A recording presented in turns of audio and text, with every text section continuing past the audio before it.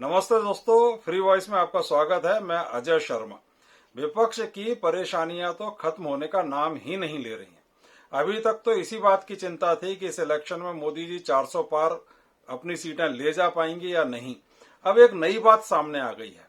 वो बात यह है कि मोदी जी नेहरू जी के 17 साल प्रधानमंत्री रहने के रिकॉर्ड को ब्रेक करना चाहते हैं। मोदी जी अभी 74 ईयर्स के हैं।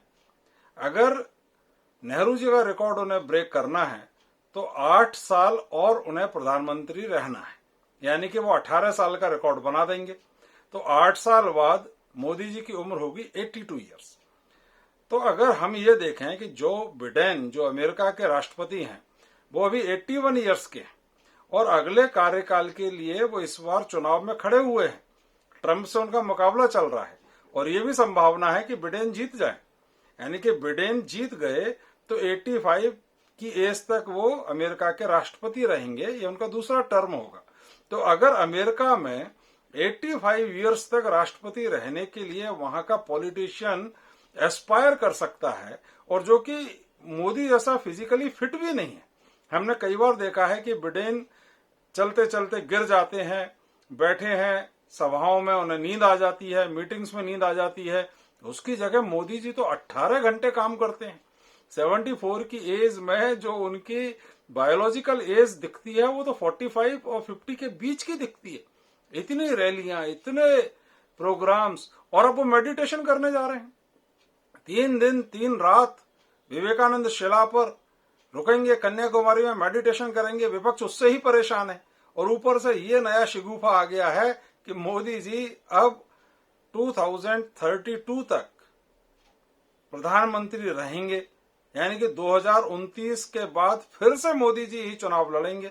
और 2032 में जब राष्ट्रपति रिटायर होंगे, यानी कि राष्ट्रपति का कार्यकाल खत्म होगा, तो मोदी जी राष्ट्रपति बन जाएंगे, यानी कि 87 की एज तक वे राष्ट्रपति रहेंगे। देश के लिए तो बहुत अच्छा है, लेकिन विपक्ष के लिए ये न्यूज बहुत खराब है।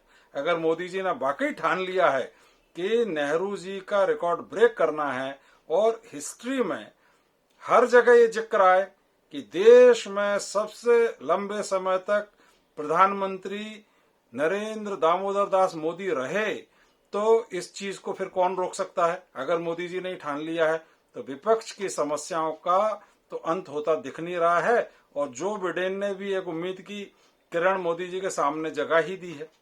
जी जिनपिंग भी काफी उम्र दराज हैं।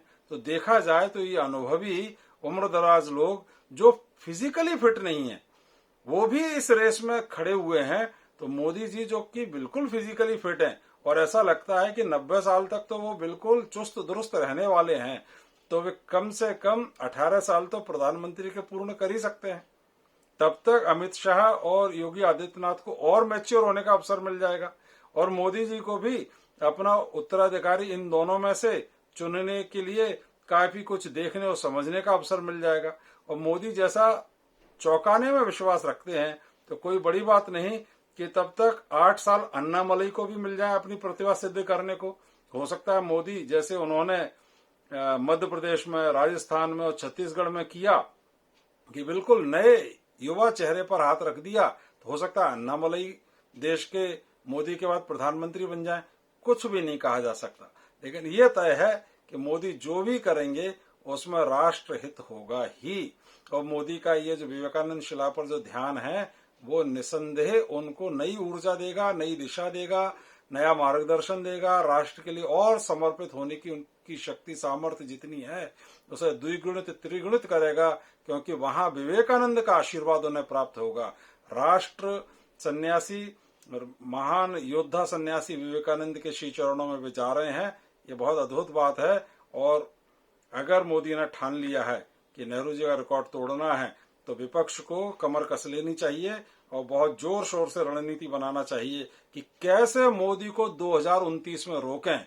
2024 में तो मोदी आ गयो, अब 29 में रोकना है। उसकी तैयारी, उसकी रणनीति पर चिंतन मंथन होना चाहिए। अगर वीडियो आपको पसंद आए, ये विचार अच्छे लगे तो इनको आगे बढ़ाएं, सब्सक्राइब करें, सब लोगों तक पहुंचे, अपने इष्ट मित्रों तक पहुंचाएं। बहुत बहुत धन्यवाद। Thank you very much.